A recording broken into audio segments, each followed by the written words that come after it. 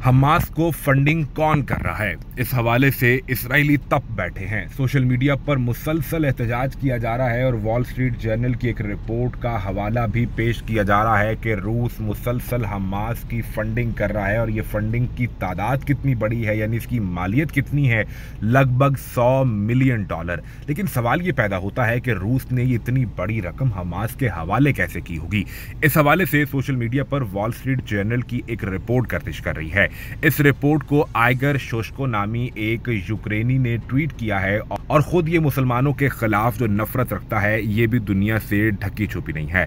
Iger शोशको की जानिब से ये कहा गया कि वॉल स्ट्रीट जर्नल की रिपोर्ट ने यह वाजे किया है कि रशिया मुसलसल इसराइल पर अटैक करने के लिए हमास को सपोर्ट कर रहा है। साथ इस रिपोर्ट का हवाला भी दिया गया। इस रिपोर्ट में वाजे तौर पर यह लिखा है कि अमेरिका ने रूस पर पाबंदियां लगा रखी हैं। इन पाबंदियों की वजह से रूस बैरून ममालिक बड़ी ट्रांजैक्शंस नहीं कर सकता और खास तौर पर रूस और यूक्रेन की जंग के नतीजे में अमेरिका की जानिब से रूस के अंदर से होने वाली तमाम ट्रांजैक्शंस को ट्रेस किया जा रहा है कि कहीं ये ट्रांजैक्शंस यूक्रेन के खिलाफ तो इस्तेमाल नहीं की जा रही थी। ऐसे में इस रिपोर्ट में बताया गया कि रशियंस की जानिब से अपने फंड्स को मुल्क से बाहर भिजवाने और वापस मुल्क में मंगवाने के लिए क्रिप्टो करेंसी का इस्तेमाल किया जा रहा है और सबसे बड़ा प्लेटफॉर्म इस वक्त रूस में इस्तेमाल किए जाने वाला ग्रैंटेक्स है। यूएस अथॉरिटीज ने इस हवाले से ये रिपोर्ट दी है कि ग्रैंटेक्स बहुत तेजी से रूस के अंदर अपने पांव फैलाता जा रहा है और वहां ये बहुत मजबूत होता जा रहा है।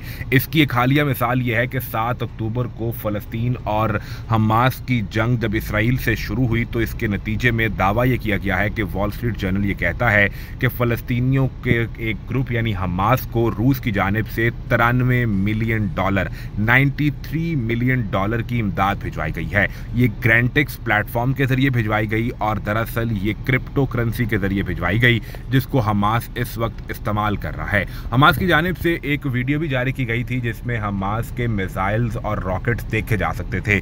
उस वक्त भी ये सवाल पूछा गया था कि आखिर कौन इन्हें फंडिंग कर रहा है। वाज़ेह रहे कि रूसी सदर व्लादिमीर पुतिन ने मशरिक़ वस्ता में जारी इस जंग के हवाले से वाज़ेह तौर पर इसराइल को इसका मोरद इल्ज़ाम ठहराया था और कहा था कि इसराइल की जानिब से बच्चों पर, ख़वातीन पर जो जुल्म किए जा रहे हैं इसकी मिसाल आज से पहले नहीं मिलती और इन मज़ालिम का यही रद्द-ए-अमल होता है। रूस की जानिब से अक़वाम मुत्तहिदा में इंसानी बुनियादी हुकूक़ की खिलाफ वर्जियों पर फ़लस्तीनियों के लिए एक दरख्वास्त और करारदाद भी दायर की गई है।